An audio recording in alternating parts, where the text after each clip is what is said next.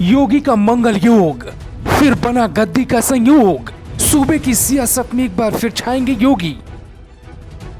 एक बार फिर सत्ता के सिंहासन के लिए योगी का मंगल योग बनता दिख रहा है। हम ऐसा इसलिए बोल रहे हैं क्योंकि योगी के एक हाथ में राम है तो दूसरे हाथ में विकास का पैगाम है। अयोध्या में योगी आदित्यनाथ दीपोत्सव के सहारे 2022 की तैयारी में है तो दूसरी ओर विकास कार्य के दम पर वो चुनाव में जाएंगे। जनता के मुद्दे और चुनावी फैक्टर में कुछ फर्क होता है। लंबे समय से देश में किसान आंदोलन जारी है। पेट्रोल, डीजल और एलपीजी के दाम चरम पर है। कोरोना की दूसरी लहर के दौरान सरकार की नाकामी से भी लोगों में गुस्सा है। लेकिन चुनाव में वोटिंग सिर्फ इन्हीं मुद्दों पर नहीं होती, बल्कि सामाजिक और धार्मिक फैक्टर का बड़ा दखल होता है। यही कारण है कि बीजेपी के लिए राम नंबर 1 पर है, बाकी सब पीछे। बीजेपी को पता है कि जनता की नब्ज को कहां और कैसे पकड़नी है। इस बार योगी सरकार के मैनिफेस्टो में 2 ऐसे ट्रम्प कार्ड हैं जो पूरे चुनाव का रुख बदल सकते हैं। पहला ट्रम्प कार्ड होगा अयोध्या में राम मंदिर के उद्घाटन के साथ बीजेपी भक्तों के लिए रामलला के दरवाजे खोलेगी।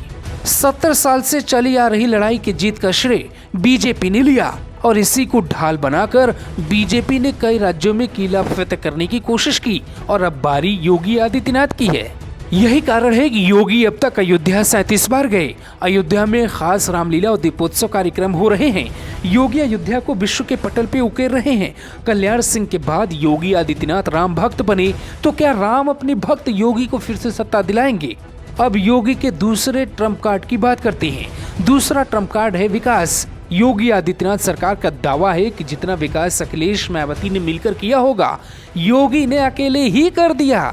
कानून व्यवस्था, माफियाओं पे कार्रवाई जैसे मुद्दे योगी के साथ जा सकते हैं। योगी आदित्यनाथ के हाथ में जो 2 लड्डू हैं, उसका क्या फर्क पड़ेगा, हम आपको वो भी समझाते हैं। 90 के दशक में बीजेपी यूपी में संघर्ष कर रही थी, तभी यूपी में आए कल्याण सिंह। कल्याण के साथ यूपी में राम मंदिर का मुद्दा आया और बीजेपी सत्ता में आई।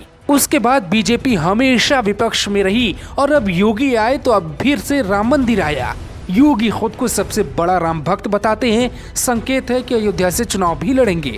लड़ाई इस बात की है कि किसके पास जनता की नब्ज है, योगी आदित्यनाथ, अखिलेश यादव या फिर प्रियंका या फिर मायावती।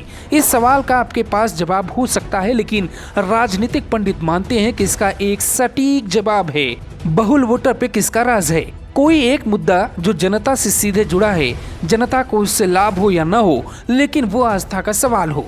जैसे मुसलमानों के लिए मुलायम सिंह यादव और कभी कभी अखिलेश यादव मुस्लिम टोपी पहनने से परहेज नहीं करते, वैसे ही योगी हिंदुओं के लिए राम मंदिर और टीका लगाने के लिए हमेशा आगे रहते हैं। तो सबसे बड़ा मुद्दा है राम मंदिर का। इसी के परिधि में चुनाव घूमेगा। राम की परिक्रमा योगी बार बार कर रहे हैं। अखिलेश अभी दूर हैं, प्रियंका हिंदू बनने की कोशिश में है, मायावती खामोश है।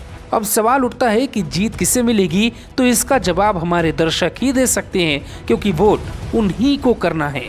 Bureau report, global Bharat TV.